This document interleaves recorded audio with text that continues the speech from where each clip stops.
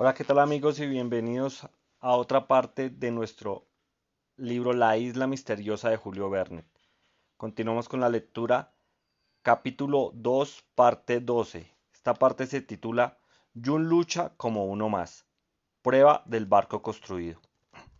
Aquella tarde volvieron los cazadores que habían hecho muy buena caza y venían cargados, es decir, con la carga que podían buenamente llevar 4 hombres. Top traía una ristra de cercetas alrededor del cuello y Jup un cinturón de gallinetas de agua alrededor de su cuerpo. Aquí tenemos, amo, exclamó Nab, entreteniéndote para algún tiempo. Conservas, pasteles, agradables reservas, pero alguien me tiene que ayudar. ¿Cuento contigo, Penfron? No, Nab, contestó el marino. Al aparejo del barco me reclama y por ahora tendrás que pasarte sin mi ayuda. ¿Y usted, señor Helber? Yo mañana tengo que ir a la dehesa, contestó el joven. Entonces me ayudará el señor Slip. Por complacerte, Nab, repuso el periodista, pero te prevengo que si me descubro tus recetas, las voy a publicar. Como usted guste, señor Slip, respondió Nab, como usted guste. Y así fue como al día siguiente, Gedeon Slit se convirtió en ayudante de cocina de Nab y quedó instalado en su laboratorio culinario. Pero antes el ingeniero le había manifestado el resultado de la expedición del pozo realizada la víspera, y sobre este punto al corresponsal fue de la misma opinión de Ciro, que aunque nada había encontrado, quedaba sin embargo un secreto. Los fríos continuaron todavía durante una semana y los colonos abandonaron el palacio de granito solo para cuidar el corral. La vivienda estaba perfumada con los olores que exhalaban las sabias manipulaciones de Nab y del corresponsal, pero no todo el producto de la casa del pantano se transformó en conserva. Aquel frío intenso conservaba perfectamente la carne. Se comieron patos silvestres y otras carnes frescas y se declararon superiores a todos los animales acuáticos del mundo conocido.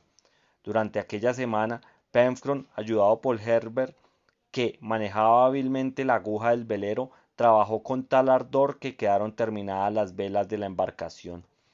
La cordelaria de Camayo no faltaba gracias al aparejo que se había encontrado con la cubierta del globo, los cables, las cuerdas de la red, todo aquello formaba un excelente material del cual sacó el marino muy buen partido. Las velas fueron guarnecidas de fuertes relingas y aún quedaban para fabricar las drisas, los obenques, las escotas, etc. En cuanto a los motones, por consejo de Penfron y mediante el torno que se había instalado, fabricó Cyrus Smith los necesarios. Se acabó el aparejo mucho antes que estuviera concluido el barco. Penfron hizo también una bandera azul, roja y blanca cuyos colores habían sido suministrados por ciertas plantas tintoreas muy abundantes en la isla, pero a las 30 estrellas que representaban los estados de la Unión que resplandece en el pabellón norteamericano, el marino añadió una más, la estrella de la isla Lincoln, porque ya consideraba su isla como una unidad a la gran república. Y si no de hecho, lo estaba al menos de corazón, decía. Entretanto, se enarboló aquel pabellón en la ventana central del Palacio de Granito y los colonos le saludaron con 3 hurras. La estación fría tocaba a su término y parecía que aquel segundo invierno iba a pasar sin incidente grave cuando en la noche del 11 de agosto la meseta de la Gran Vista se vio amenazada de una devastación completa. Después de un día de mucho trabajo, los colonos dormían profundamente, cuando hacia las 4 de la mañana se despertaron sobresaltados al oír los ladridos de Top. El perro no ladraba aquella vez cerca de la boca del pozo, sino en el umbral de la puerta y se echaba sobre ella como si quisiera derribarla. Jup también por su parte daba gritos agudos. ¿Qué hay, Top? Exclamó Nab, que fue el primero que se despertó. El perro continuaba ladrando con furor. ¿Qué pasa? Preguntó Cyrus Smith. Y todos, vestidos apresuradamente, se precipitaron hacia la ventana de la habitación y las abrieron. Se presentó ante sus ojos una capa de nieve que apenas parecía blanca en aquella oscurísima noche. No vieron nada, pero oyeron singulares ladridos que resonaban en la oscuridad. La playa había sido invadida por cierto número de animales que las tinieblas impedían distinguir. ¿Qué es eso?, exclamó Pencroff. Lobos, jaguares o monos, contestó Nab. ¡Diablos! ¿Pueden llegar a lo alto de la meseta?, dijo el corresponsal. ¿Y nuestro corral?, exclamó Helber. ¿Y nuestra plantación? ¿Por dónde han pasado?, preguntó Pencroff. Sin duda por el puentecillo de la playa que alguno de nosotros habría olvidado levantar, contestó el ingeniero. En efecto, dijo Slip, recuerdo que dejé echado el puente. Buena la ha hecho usted, señor Slip, exclamó el marino. Lo hecho está, sentenció Cyrus Smith. Ahora atendamos lo que hay que hacer. Tales fueron las preguntas y respuestas que se cruzaron rápidamente entre Cyrus Smith y sus compañeros. Era indudable que el puentecillo había dado paso a aquellos animales que habían invadido la playa, y cualesquiera que fuesen, subiendo por la orilla izquierda del río de la Merced, podían llegar a la meseta de la Gran Vista. Por consiguiente, era preciso ganarles en celeridad y combatirlos si se obstinaban en pasar. ¿Pero qué animales son esos?, preguntó Pencroff por segunda vez en el momento en que los ladridos resonaban con más fuerzas. Aquellos ladridos hicieron estremecer a Helber, acordándose de haberlos oído en su primera vista a las fuentes del arroyo rojo. Son culpeos, son zorras, dijo. Adelante, exclamó el marino. Y todos, armándose de hachas y carabinas y de revólveres, se precipitaron en la banasta del ascensor y bajaron a la playa. Los culpeos son animales peligrosos cuando hay muchos e irritados por el hambre. Sin embargo, los colonos no vacilaron en arrojarse en medio de ellos, y sus primeros tiros de revólver lanzaron rápidos relámpagos en la oscuridad, hicieron retroceder a los primeros asaltantes. Lo que importaba era impedirles subir a la gran meseta, porque entonces las plantaciones y el corral habrían quedado a merced suya e inevitablemente habrían producido estragos inmensos, tal vez irreparables, sobre todo en lo que se refería al campo de trigo. Pero, como la invasión de la meseta no podía efectuarse sino por la orilla izquierda del río de la Merced, bastaba oponer a los cúlpeos una barrera insuperable en la estrecha porción de la orilla del río comprendida entre éste y la muralla de granito. Así lo comprendieron todos y por orden de Cyrus Smith se apresuraron a dirigirse al sitio designado, mientras la bandada de culpeos se movía y saltaba en la oscuridad. Cyrus Smith, Gédon Spilett, Helber, Pencroff y Nat se colocaron de forma que representaban una línea infranqueable. Top, abriendo sus formidables mandíbulas, precedía a los colonos e iba seguido de Jup, armado de un garrote nudoso que blandía como una maza. La noche era muy oscura y no se veía a los agresores, sino los fogonazos de las descargas, cada una de las cuales hacía indudablemente por lo menos una víctima. Las zorras debían ser más de cientos y sus ojos brillaban como carbones encendidos. No hay que dejarlas pasar, exclamó Pencroff. No pasarán, contestó el ingeniero. Pero si no pasaron, no fue por falta de tentativas. Las últimas filas empujaban a las primeras y hubo que sostener una lucha incesante a tiros de revólver y hachazos. Muchos cadáveres de culpeos debían cubrir ya el suelo, pero la banda no parecía disminuir, sino al contrario, se renotaba sin cesar por el puentecillo de la playa.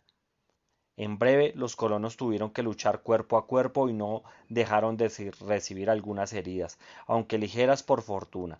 Helber de un tiro había liberado a Nab, sobre cuya espalda acababa de caer un culpeo como hubiera podido hacerlo un tigre. Top peleaba con verdadero furor, saltando al cuello de las zorras y estrangulándolas. Jup, armado de su garrote, daba palos de ciego a todas partes y en vano se le quería detener. Dotado sin duda de una vista que le permitía penetrar en aquella oscuridad, estaba siempre en lo más duro del combate y lanzaba de cuando en cuando un silbido agudo que era la señal de alegría. En cierto momento se adelantó tanto que el fogonazo de un tiro de revólver se le pudo ver rodeado de 5 o 6 grandes culpeos a los cuales hacía frente con la mayor sangre fría. La lucha debía concluir en ventaja para los colonos, aunque fuera al cabo de 2 horas largas de resistencia. Los primeros resplandores del alba determinaron sin duda la retirada de los asaltantes que huyeron hacia el norte, pasando el puentecillo y Nab corrió inmediatamente a levantarlo. Cuando la claridad iluminó suficientemente el campo de batalla, los colonos pudieron contar unos 50 cadáveres esparcidos por la arena. ¿Y Jup? Exclamó Pencroff. ¿Dónde está Jup? El orangután había desaparecido. Nat le llamó y por primera vez Jup no respondió al llamamiento de su amigo. Todos se pusieron a buscar en busca de Jup, temiendo encontrarlo entre los muertos. Se examinó el sitio de los cadáveres que manchaban la nieve con su sangre, y encontraron a Jup en medio de un verdadero montón de culpeos, cuyas mandíbulas y espinas rotas manifestaban haber estado en un contacto con el terrible garrote del intrépido animal. El pobre Jup tenía en la mano un pedazo de su estaca rota, pero privado de su arma. Había sido derribado por el número de enemigos y tenía en su pecho profundas heridas. Está vivo, exclamó Nab, que se había inclinado sobre él. Lo salvaremos, repuso el marino. Lo cuidaremos como a uno de nosotros. Parecía que Jude lo había entendido, porque reclinó su cabeza sobre el hombro de Pencroff, como para darle las gracias. El marino también estaba herido, pero sus heridas, lo mismo que las de sus compañeros, eran insignificantes, porque gracias a sus armas de fuego casi siempre habían podido mantener la distancia conveniente entre ellos y sus agresores. Solamente el orangután tenía heridas graves. Nab y Pencroff lo llevaron hasta el ascensor sin que apenas saliera de sus labios más que un débil gemido. Lo subieron con cuidado al palacio de granito, donde fue instalado en uno de los colchones que se tomaron de una cama, y le lavaron las heridas. No parecía que hubiesen alcanzado a ningún órgano vital, pero Jup estaba muy debilitado por la pérdida de sangre y la fiebre se declaró con bastante intensidad. Le acostaron después de haberle vendado las heridas y se le impuso una dieta, como a una persona, según decía Nab, haciéndole beber algunas tazas de tisana refrigerante, cuyos ingredientes suministró la oficina de farmacia vegetal del Palacio de Granito. Jup durmió al principio con un sueño agitado, pero poco a poco su respiración se hizo más regular y se le dejó descansar tranquilamente. De cuando en cuando, Top andaba, por decir así, de puntillas, iba a visitar a su amigo y parecía aprobar los cuidados que tenían con él. Una mano de Jude pendía fuera de la cama y Top la lamía con aire de pesadumbre. Aquella mañana se procedió a dar sepultura a los muertos que fueron arrastrados hasta el bosque de Far West y allí enterrados. Aquel ataque, que hubiera podido tener consecuencias tan grandes, fue una lección para los colonos y desde entonces no se acostaron nunca sin que uno hubiera pasado a examinar si todos los puentes estaban alzados y si era o no posible alguna invasión. Hume, después de haber inspirado serios temores durante algunos días, reaccionó contra el mal. Su constitución triunfó, disminuyó la fiebre poco a poco y Gedeon Smith, que entendía algo de medicina, le declaró en breve fuera de peligro. El 16 de agosto, Jup empezó a comer. Nat le hacía unos platitos azucarados que el enfermo saboreaba con fruición, porque era algo goloso, y Nab no había hecho nunca nada para corregirlo. ¿Qué quiere usted? Decía Gedeon Smith, que alguna vez le convenía mirar al orangután. El pobre Jup no tenía más placer que el de la boca y me alegró mucho de poder mostrar así la gratitud por sus servicios. 10 días después, el 21 de agosto, maese Jup se levantó de la cama. Sus heridas estaban cicatrizadas y todos comprendieron que no tardaría en recobrar su vigor y flexibilidad habituales. Como todos los convalecientes, se vio acometido de un hambre devoradora y el periodista le dejó comer cuanto quiso, porque se fiaba de ese instinto que con frecuencia a los seres racionales y que debía preservar el orangután de todo exceso. Nap estaba encantado de ver cómo volvía el apetito de su discípulo. Come, le decía, come, amigo Yup, y no te prives de nada. Haz vertido tu sangre por nosotros y lo menos que puedo hacer es ayudarte a reparar tus pérdidas. Al fin, el 25 de agosto se oyó la voz de Nab que llamaba a sus compañeros. Señor Ciro, señor Gedeon, señor Helber, Penfcrom, vengan. Los colonos reunidos en el salón se levantaron y acudieron hacia donde Nab les llamaba, es decir, al cuarto de Jup. ¿Qué hay?, preguntó el periodista.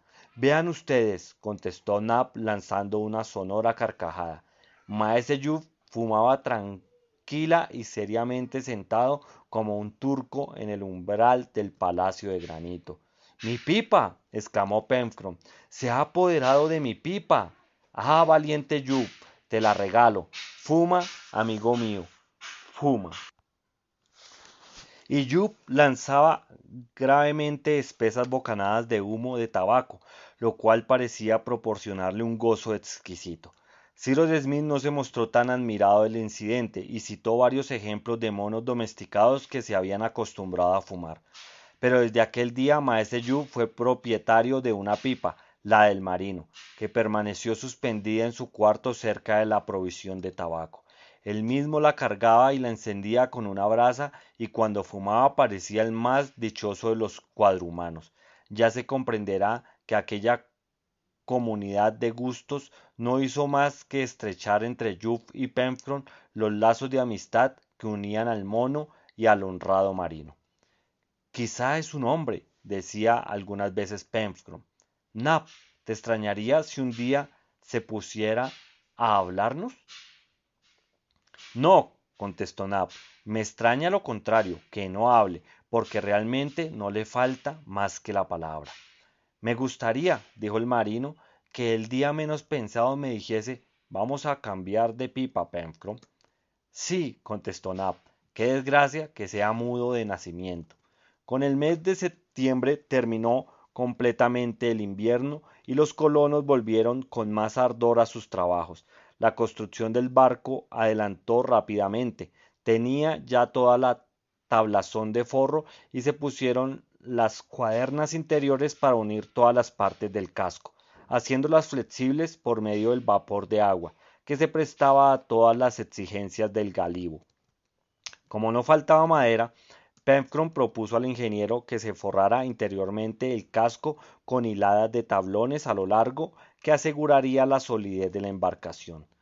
Cyrus Smith, no sabiendo lo que podía acontecer en el futuro, aprobó la idea del marino de hacer el buque lo más sólido posible.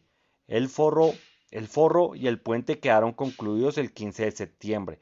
Para calafatear las costuras se hizo estopa con cierta hierba marina seca, que fue introducida a golpes de mazo entre los tablones del casco. De los forros del puente, después se cubrieron aquellas costuras con brea hirviendo, suministrada abundantemente por los pinos del bosque. La distribución de las diversas partes de la embarcación fue sencilla. Primero se echaron por la lastre grandes trozos de granito dispuestos en un lecho de cal, cuyo peso podría ser 12.000 libras. Por encima de aquel lastre se puso un sollado, cuyo interior se dividió en dos cámaras a lo largo, a las cuales se extendían dos bancos, que servían de arcones. El pie del mástil debía apuntar el tabique que separaba las dos cámaras, a las cuales se llegaba por dos escotillas abiertas sobre el puente y provistas de su portozuelas. No costó ningún trabajo a Pencroff encontrar un árbol apropiado para mástil. Escogió un abeto joven y recto. Sus nudos, que no tuvo que hacer más que labrar en la planta y redondear por la cabeza, la guarnición de hierro de mástil, del timón y del casco habían sido burdas, pero sólidamente fabricadas en la fragua de las chimeneas. En fin, tablones, botanas, relingas, remos, etc. Todo estaba determinado en la primera semana de octubre, y se acordó que se haría la prueba del barco en las inmediaciones de la isla para reconocer qué tal se portaba en el mar y hasta qué punto podía tenerse confianza en él.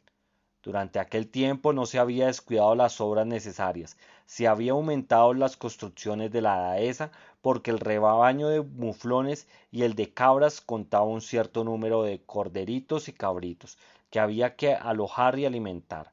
No habían dejado de vista los bancos de ostras, ni el Conejal, ni los yacimientos de hulla y de hierro, ni algunas partes hasta entonces inexploradas de los bosques de Far West, que eran muy abundantes en caza. También se descubrieron ciertas plantas indígenas que, si no tenían una utilidad inmediata, contribuyeron a variar los comestibles vegetales del Palacio de Granito. Eran varias especies de ficoideas, unas semejantes a las del cabo, con hojas carnosas comestibles, y otras que producían granos que contenían una especie de harina. El 10 de octubre se botó al mar el buque, con gran satisfacción de Penfron. La operación salió perfecta. La nave, completamente aparejada, habiendo sido empujada sobre maderos cilíndricos hasta la orilla del río, fue recogida por la marea ascendente y flotó con aplauso de los colonos, y particularmente de Penfron, que no manifestó ninguna modestia en aquella ocasión. Por otra parte, su vanidad debía sobrevivir al término de su obra, puesto que, después de haber construido el barco, estaba destinado a mandarlo. En efecto, todos le dieron unánimemente el grado de capitán. Para complacer al capitán Penfron hubo que poner nombre a la embarcación, y después de haber discutido muchas proposiciones se reunieron los votos en el nombre de Buenaventura, que era el del honrado marino. Cuando el Buenaventura fue levantado por las mareas ascendentes, se pudo ver que se mantenía muy bien en sus líneas de agua y que debía navegar muy bien con todos los aires. Por lo demás, iba a hacerse el ensayo de su actitud ese día con una excursión a lo largo de la costa. El tiempo era hermoso, la brisa fresca, el mar fácil, sobre todo el litoral del sur, porque el viento hacía una hora que soplaba del noroeste. ¡A bordo! ¡A bordo! Gritó el capitán Penfron. Pero había que almorzar antes de salir, y parecía conveniente llevar provisiones a bordo, para el caso de que la excursión se prolongara hasta la noche. Cyrus Smith estaba también impaciente por probar la embarcación, cuyos planos había hecho, aunque aconsejado por el marino, pero con frecuentes modificaciones, no tenía la misma confianza que Penfron, y como éste ya no hablaba de la isla Tabor, el ingeniero suponía que el marino había renunciado a su proyecto. No le gustaba que dos o tres compañeros se aventurasen en alta mar con aquel barco, que, en resumidas cuentas, era muy pequeño y no cargaba más de 15 toneladas. A las 10:30 todos estaban a bordo, incluso Jup y Top. Nab y Helber levantaron el ancla que mordía la arena cerca de la desembocadura del río de la Merced. Se hizo la cangreja, el pabellón lincolniano ondeó en el tope del mástil y el Buenaventura, dirigido por Penfron, se hizo a la mar. Para salir de la bahía de la Unión fue preciso primero caminar viento en popa, y se pudo observar que, con este aire, la celeridad de la embarcación era satisfactoria. Después de haber doblado la punta del pecio y el cabo de la garra, Penfron debió mantenerse lo más cerca posible para seguir la costa meridional de la isla, y después de haber recorrido algunas bordadas, observó que el Buenaventura podía marchar a 5 cuartos de viento y que se sostenía muy bien contra la corriente. Virada perfectamente a barlovento, teniendo golpe, como dicen los marinos, y aún ganando el viral. Los pasajeros del Buenaventura estaban entusiasmados, tenían una buena embarcación que podría prestarles grandes servicios, y con aquel tiempo el paseo fue delicioso. Penfron salió a la mar a 3 o 4 millas de la costa a través del puerto del Globo. La isla apareció entonces en todo su desarrollo, bajo un aspecto nuevo por el panorama variado de su litoral, desde el cabo de la Garra hasta el promontorio del Reptil. En primer término, los bosques, en que las confineras sobresalían entre el follaje tierno de los demás árboles que apenas empezaban a echar brotes, y aquel monte Franklin que dominaba el conjunto y cuya cima estaba coronada de nieve. ¡Qué magnífico espectáculo! Exclamó Helber. Sí, nuestra isla es bonita y buena, añadió Penfron, y la amo como amaba a mi pobre madre. Nos ha recibido pobres y careciente de todo. ¿Y qué falta ahora a estos 5 hijos que le han caído del cielo? Nada, contestó Nab. Nada, capitán. Y los dos honrados colonos lanzaron 3 formidables hurras en honor de la isla. Entretanto, Gedeon Sleep, apoyado en el mástil, dibujaba el panorama que se presentaba a sus ojos. Cyrus Smith miraba en silencio. ¿Y bien, señor Ciro? Preguntó Penfron. ¿Qué dice usted de nuestro barco? Parece que se porta bien, contestó el ingeniero. Bueno, ¿cree ahora que podré emprender un viaje de alguna duración? ¿Qué viaje, Penfron? El de la isla Tabor, por ejemplo. Amigo, repuso Cyrus Smith, creo que en un caso urgente no habría que vacilar en fiarse del Buenaventura, hasta para una travesía larga, pero ya sabe que le vería partir con disgusto para la isla Tabor, pues nada le obliga a ir. Me gusta conocer a mis vecinos, repuso Penfron, que se obstinaba en llevar a cabo su idea. La isla Tabor es nuestra vecina, no tenemos otra. La cortesía exige que se vaya al menos una vez a hacer una visita. ¡Caramba! Exclamó Gedeon Spilett. Nuestro amigo Penfron, esclavo de las conveniencias sociales. No soy esclavo de nada, repuso el marino, a quien la oposición del ingeniero le incomodaba un poco, pero no quería disgustarlo. Piense, Penfron, contestó Cyrus Smith, que no puedo ir solo a la isla Tabor. Un compañero me basta. Bueno, repuso el ingeniero, ¿quiere usted correr el riesgo de privar a la isla Lincoln de 2 colonos de 5 que tiene? Tiene 6, repuso Penfron. ¿Olvida a Jup? Tiene 7, añadió Nab, porque Top vale como cualquier otro. Por otra parte, no hay riesgo, señor Ciro, agregó el marino. Es posible, Penfron, pero repito que es exponerse sin necesidad. El terco marino no contestó y varió de conversación. Decidió, sin embargo, a volver sobre ella en ocasión oportuna. No sospechaba que iba a ser ayudado por un incidente que cambiaría en obra de humanidad lo que no era sino un capricho discutible. Después de haberse mantenido en alta mar, el Buenaventura se acercó a la costa dirigiéndose hacia el puerto del globo. Era importante examinar los pasos que había entre los bancos de arena y arrecifes, para ponerles balizas en caso de necesidad, pues aquella ensenada debía ser el puerto donde se amarrase el barco. Estaba a media milla de la costa que había sido preciso bordear para ganar espacio contra el viento. La velocidad del Buenaventura era entonces muy moderada porque la brisa, detenida en parte por la tierra alta, apenas hinchaba sus velas y el mar, terso como un espejo, no se rizaba sino el soplo de rachas que pasaba caprichosamente. Helber, que estaba a proa para indicar el camino que había de seguir entre los arrecifes y los bancos de arena, exclamó: «¡Orsa, Penfron! ¡Orsa!». «¿Qué pasa?», preguntó el marino levantándose. «¡Una roca!». «No, espera», dijo Helber, «no veo bien. Orsa, más bueno. Llega un poco». Diciendo esto, Helber, echado a lo largo de la barca, metía la mano rápidamente en el agua y se levantaba después diciendo: «¡Una botella!». En efecto, tenía en la mano una botella cerrada que acababa de coger a pocos cables de la costa. Cyrus Smith tomó la botella y sin decir una palabra quitó el tapón y sacó un papel húmedo en el cual se leían estas palabras: «Naufragada, Isla Tabor, 153 grados longitud oeste, 36 grados 11 minutos latitud sur». Bueno amigos, hasta aquí llegó esta parte, la parte 12 del capítulo 2. Al parecer nuestros amigos van a encontrar en la isla Tabor otras personas, otros náufragos. Esperemos a ver qué pasa más adelante en esta gran historia. Gracias por escucharme y recuerden seguirme y compartir los videos para poderles llegar a más personas y que escuchen estos grandiosos audios. Gracias y hasta la próxima.